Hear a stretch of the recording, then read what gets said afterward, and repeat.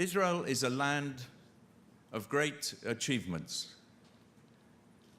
It has almost proved the dictum that anybody who doesn't believe in miracles is not realistic. In the space of 60 years, it has overcome myriads of challenges and obstacles.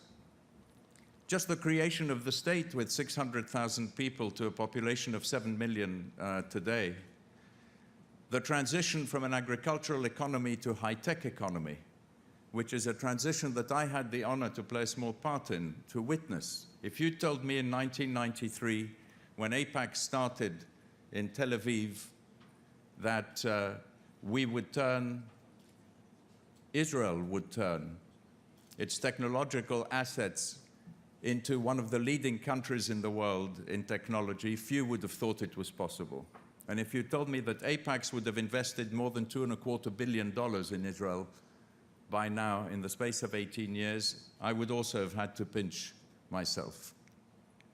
And despite all of the challenges that we have overcome, two sets of major challenges remain. One, we heard from Bougie Herzog yesterday, is the social challenge. When a country has 25% of its population living on the poverty line, when 50% of the Haredi and the Arab population live on the poverty line, you don't need to expand much on that to know that this is not a desirable state of affairs for the future. We heard how much suffering is imposed on the poorer in society. We know we have major issues in education, in health, and in housing. And despite the emphasis that we see ministers make in speeches, are we really tackling these issues with the urgency they require? Are we really dealing with them in such a way that they do not become almost insurmountable because of the increasing complexity that we allow them to create? And if we go to the big challenge of peace, which is the second challenge that Israel faces.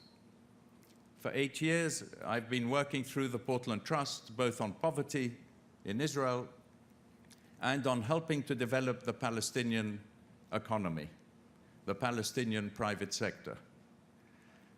People thought that there was no such thing as a Palestinian economy. Now they look at it and they say it grew at 11% last year. There was an increase of 30% in direct investment, in bank credit, in construction activity. 2/3 of the population of the West Bank works in the private sector, which is usually a recipe for moderate opinion. Only 14% work for the government, a big contrast to Gaza, where only 10% work in the private sector. Prime Minister Fayyad came to speak last year. We have moderate leadership that is as anxious as Israel is to avoid a fundamentalist, Islamist, violent state. And are we doing everything that we can to strengthen the moderates? The reason I'm worried is not because of the enormity of these two challenges. The reason I am worried is because our system of government in Israel does not seem to enable us to connect with these issues and to deal with them in an effective way. Is it possible that Israel has trouble appointing its chief of staff, or that it continues without an ambassador in the United Nations, or a consul general in New York, or that when the Russian president comes to visit us, he only goes to Ramallah because we have a strike at the Foreign Office? Does this fill us with confidence that Israel can rise once again to meet these challenges in the way that it has met past challenges? I believe that Israel can. But Israel has to steer itself through a change, as we heard from Yuval Steinitz, in its political system, back to a situation where there are fundamental values that characterize the state, moral values. Somebody referred to Ben-Gurion saying that Israel is built on its military might and its moral right. Values that become enshrined in our political system. In order to achieve that, it seems to me,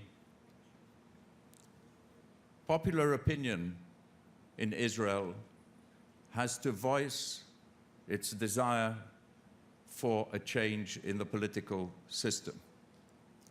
Unless we are successful in achieving that, I have grave fears that Israel will find it difficult to overcome the challenges ahead of her with the ease that it has overcome past challenges. We have to steer Israel back to political action in the interest of national causes, not in the interest of tactical, parochial causes.